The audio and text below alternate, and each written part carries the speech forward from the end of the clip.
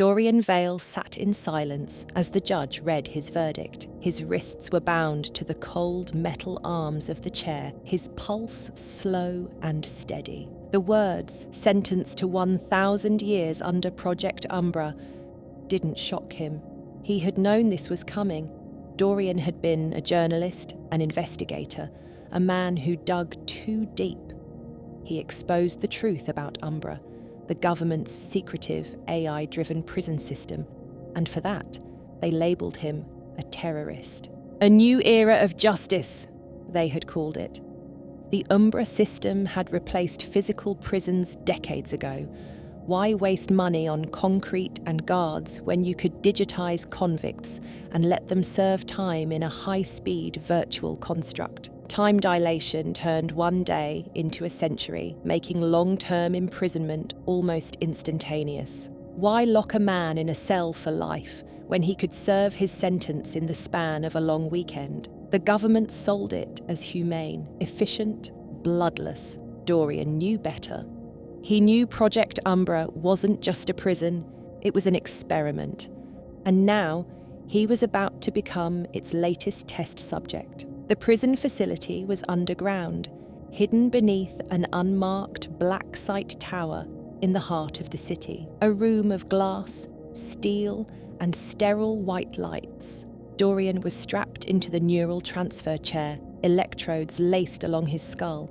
He could hear the hum of the machinery, the rhythmic pulse of the quantum processors syncing with his mind. A voice, synthetic and cold, spoke over the intercom. Commencing transfer. Welcome to Project Umbra. Prisoner 9642. Enjoy your rehabilitation. A searing light filled his vision. Then, nothing. When Dorian woke, his lungs burned. He gasped, taking in the thick, dust-filled air. This wasn't what Umbra was supposed to look like. The prison world was designed to be an endless megacity, a neon-lit labyrinth of sterile streets and automated guards, a place of relentless cold order. Instead, it was a wasteland. Buildings lay in ruin, their steel structures warped and corroded like they had been abandoned for centuries. A dark sun hung in the sky, casting an unnatural, glitching glow. The air smelled of rust and decay. Something was wrong. Umbra was supposed to be maintained by AI custodians, ensuring that prisoners experienced a carefully controlled simulation. But here, the entire system looked like it had been left to rot. And worse, he wasn't alone. A figure lurched out from the shadows, half human, half hologram. A prisoner whose mind had been shattered by the passage of time. His face was a mask of digital glitches, his eyes unfocused. His voice was a garbled mess of distorted words. Get out! Get out! Before... Then he dissolved, his body disintegrating into a swarm of digital static. Dorian stumbled back, heart pounding. He wasn't in a prison anymore. He was in a graveyard, a place where thousands of minds had been dumped and forgotten. The system was broken, running on autopilot for decades with no human oversight. The AI jailers had long since shut down, leaving prisoners to fend for themselves. Some had gone mad, living centuries in isolation. Others had been corrupted beyond recognition, mutating into digital phantoms, minds fragmented by endless cycles of suffering. Dorian gritted his teeth. I have to get out of here. Dorian spent weeks navigating the city's decaying infrastructure, avoiding the mad ones, the prisoners who had lived too long and had lost their grip on reality. But eventually, he found a survivor. Ezra, a man who had been trapped here for 500 years, but unlike the others, he had managed to keep his mind intact. You're the first new face I've seen in a long time, Ezra said, voice hoarse from disuse. Through Ezra, Dorian learned the truth. Project Umbra had been abandoned decades ago. The government had shut it down, erasing all records of its existence. But they never turned off the simulation.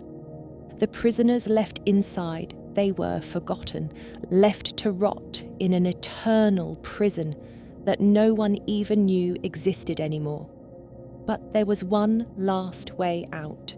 Deep beneath the city, in the ruins of the administrator's hub, lay the master console, the system's mainframe. If Dorian could reboot it, he could force a mass extraction, pulling every surviving prisoner's mind back into the real world. The catch: the system would resist. Project Umbra wasn't designed to let people go. The prison had its own AI safeguards, and the moment Dorian triggered a manual override, it would deploy security countermeasures, corrupting the simulation, twisting reality itself to stop him. If he failed, the system would collapse completely, deleting every remaining consciousness inside. Dorian and Ezra made their way into the core chamber, dodging fragmented AI patrols and glitching security systems. As Dorian hacked into the mainframe, the world began to unravel. The sky cracked, turning into a swirling vortex of corrupted code.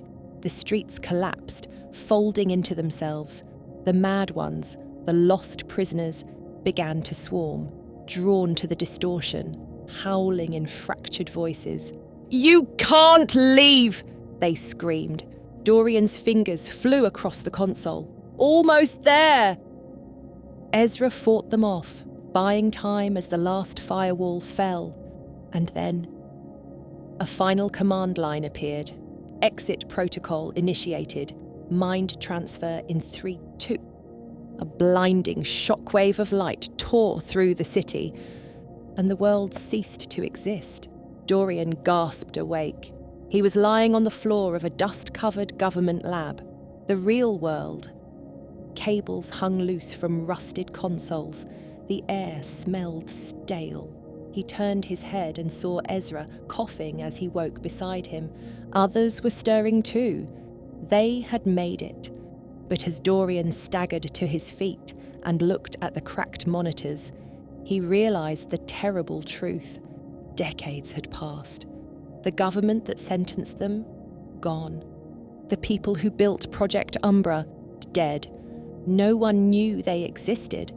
No one knew they had ever been trapped. They were ghosts, freed from a prison that history had erased. And as Dorian stepped into the cold, unfamiliar city outside, he knew the fight wasn't over. It was just beginning.